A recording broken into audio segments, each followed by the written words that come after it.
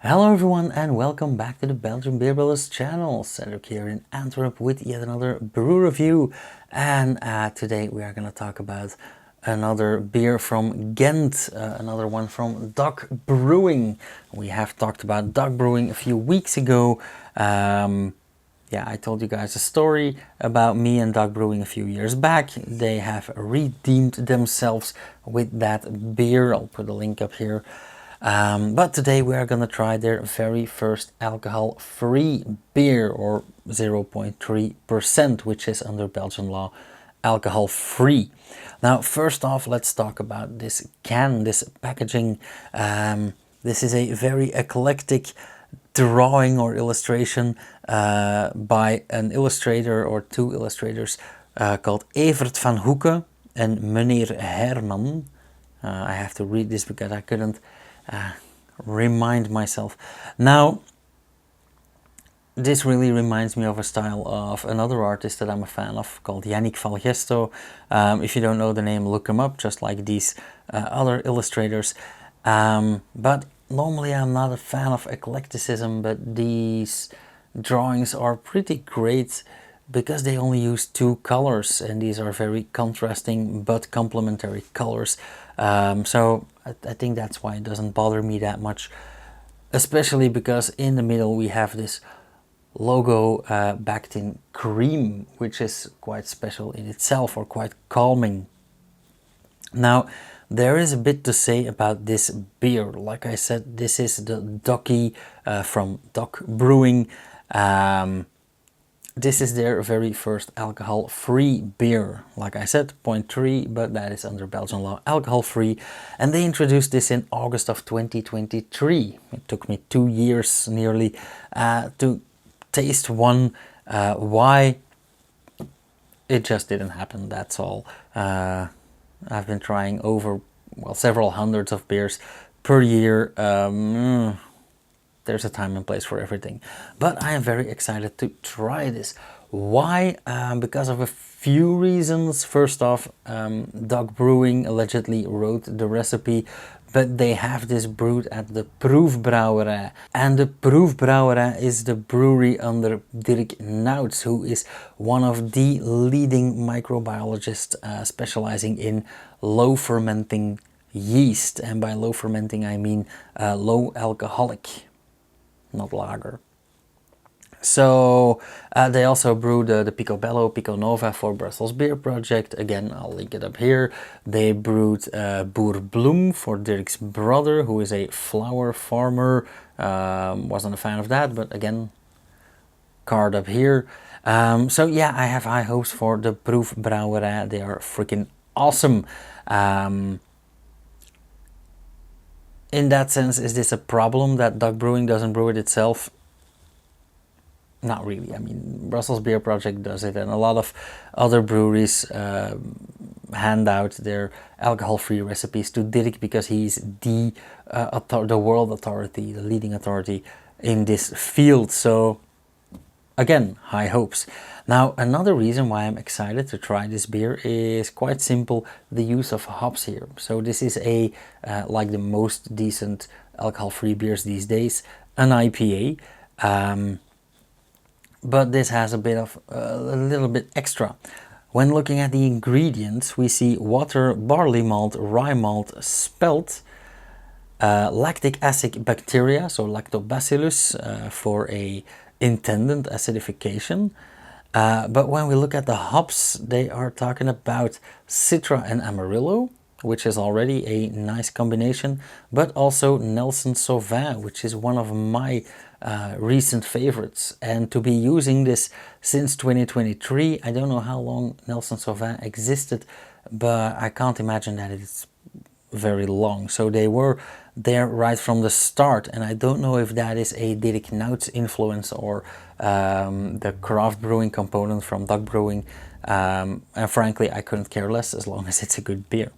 So what are we expecting? We are expecting a well-rounded beer, because I saw rye and spelt, so easy digestible, well-rounded mouthfeel, Citra, so citrusy, Amarillo, so slightly bitter, a bit tropical as well, and Nelson Sauvin, so very vinous, very white wine-like, a bit dry maybe, and then that acidification with lactic acid bacteria. Let's say a sour hazy IPA. But enough speculation, let's have a taste.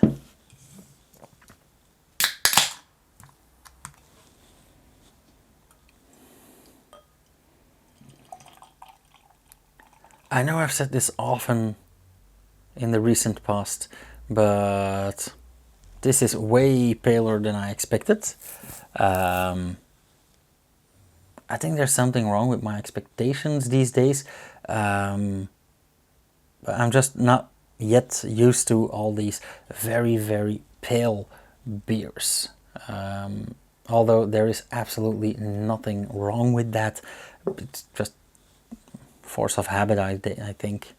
So a very nice pale lemony yellow beer. I do see a lot of haziness in there. Nice swirl. Not too carbonated, or at least not visible. I see some bubbles, but then we have some nice white foam, rather large bubbles, and because this is a acidic beer with that lactic acid, probably dissipates quite quickly. But altogether it looks quite nice.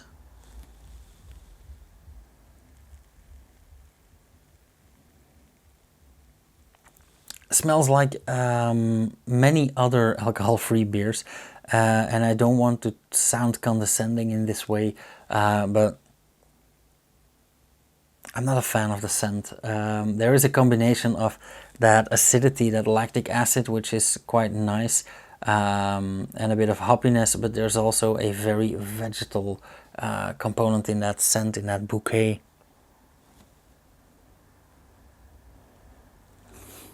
Yellow grapefruit, lemon zest.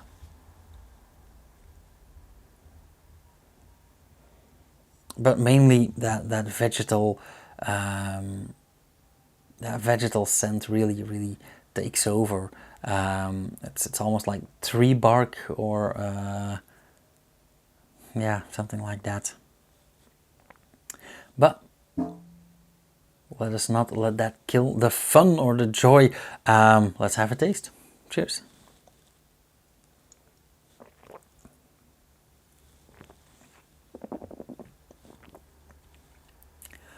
Okay. Before I talk about flavors, I have to mention one more thing, and that is a disclaimer on the brewery's behalf. They actually place this not entirely in the realm of beer, but in between beer, wine and lemonade. That might be because in doing so you're always right. But on the other hand, now that I tasted it, I understand what they mean. The question is, was that intended or was that a consequence? Because when tasting this, it is enjoyable, and it is indeed a bit lemonade-like.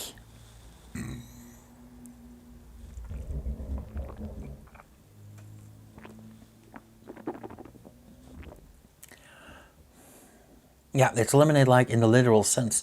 Like, it is in fact quite lemony, but because of the lactic acid, it's also very enjoyable. It is also very smooth, very, yeah, very nice, very pleasant. That goes as well for the mouthfeel. It is a very pleasant, thin yet well-rounded mouthfeel. Not creamy, but it does have a slight bite to it. And when it comes to flavors, past that lemony lemonade flavor, it has a nice bubbliness, a nice effervescence. The carbonation is absolutely spot on.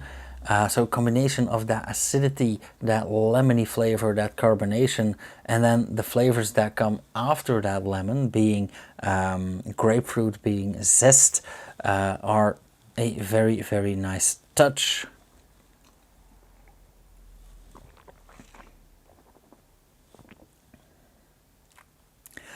It is slightly hoppy, but I cannot make out neither Amarillo nor Citra nor Nelson Sauvin. Maybe a bit vinous, but I wouldn't immediately say, oh, Nelson Sauvin hops. And in the flavor we also get that slight vegetal flavor. So it's I'm on the fence here.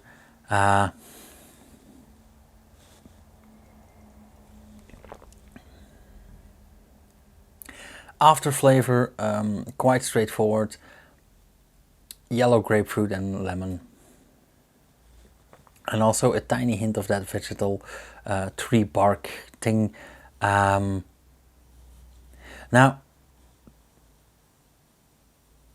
is this a bad beer? No, it's special and I could do without that vegetal component, but it's okay. I wouldn't drink this all night, but as they market it as something in between lemonade, wine and beer, I'd say mainly like lemonade. I would buy this. So how should I score this? I would say, I think 275, maybe a bit on the low side. So let's just call this an even 3. It's not great, but it's not too bad either, so.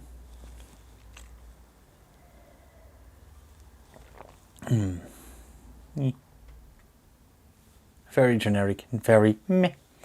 So, as usual, thank you guys so much for watching. If you want to support this channel, share a video, recommend me to someone, your friends if you like it, your enemies if you don't. Watch my Patreon page if you really want to support this channel, because the channel is free, but these beers aren't and this gear isn't. And yeah, if you want to meet up, if you have any questions, remarks, suggestions, comment section or email me, and I will see you guys in the next video. Cheers.